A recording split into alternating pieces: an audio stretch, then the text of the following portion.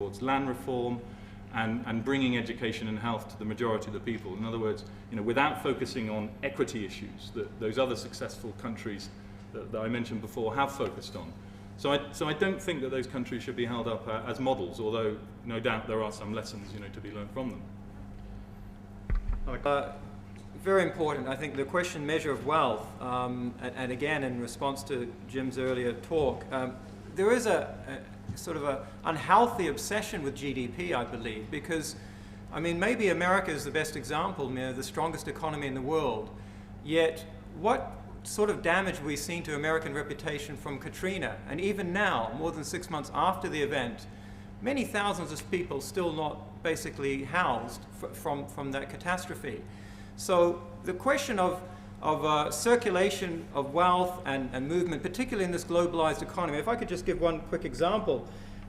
Since '65, when international trade amounted to 9%, it's by the end of the century had risen to 25%, and one would have thought, well, that's great. We're now trading much more between ourselves. But the question, of course, is that a lot of this globalization is actually moving packets of goods and services around, which could much more productively been done in the local economies. I mean, why is Europe, for example, setting aside land when to have their goods being produced in Africa and obscure corners of the world, and those people are malnourished?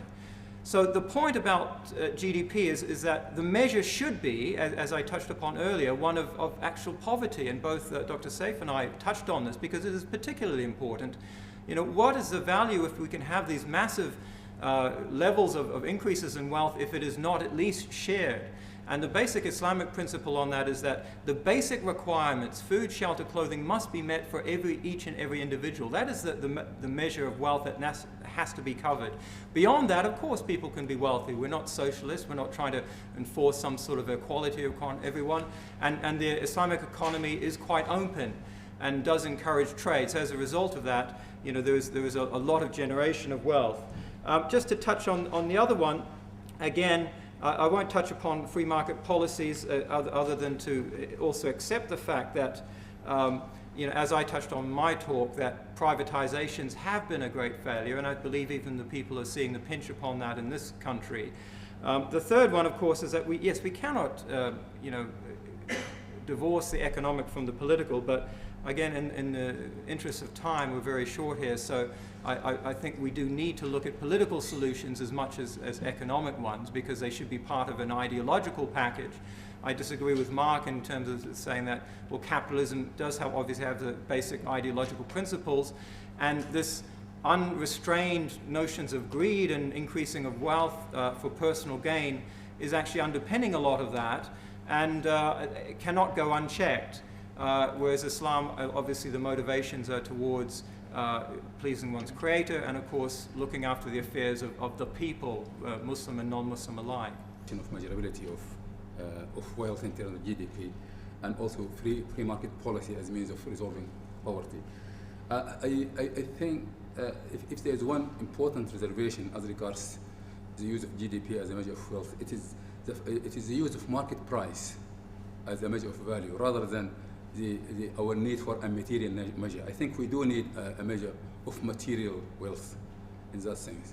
Although, of course, I highly value the spiritual part of life. But I think the reason why now are saying that the third world is poor as compared to the developed world is because of this material wealth. So it's a matter of valuation whether market price is the appropriate value or not. I think this is an academic question, and I don't think we will be able to answer it here.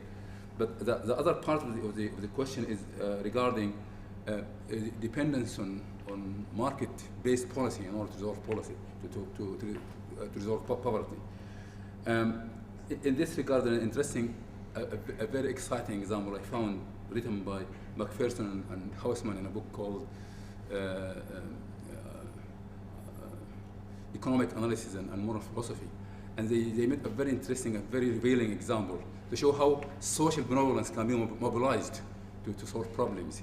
They give the interesting example of blood donation. There are two systems, the American system and the British system. I think the American system is a dual system where you can either donate if you like, voluntarily, or you can sell at a market price. So market and donation both exist. In the British system, it is mainly based on donation. And the interesting conclusion came to find to the result that the pure donation system works more efficiently, and the supply is more consistent and more dependable than the hybrid one. And it came with the conclusion that there is some innate human benevolence. It just depends on what institutions to be used in order to mobilize them. And in this respect, I would just like to refer to the Islamic State during the Enlightenment age, during maybe more than 400 years ago. And for many centuries, all social services, all socio-economic development, all social, and we know that, of course, the bright age of the Muslim civilization was the dark age of Europe. I think this is well known. And at that time, the Waqf Foundation, which is basically based on mobilizing people's benevolence in order to contribute. The Waqf Foundation was catering all the services, health, education,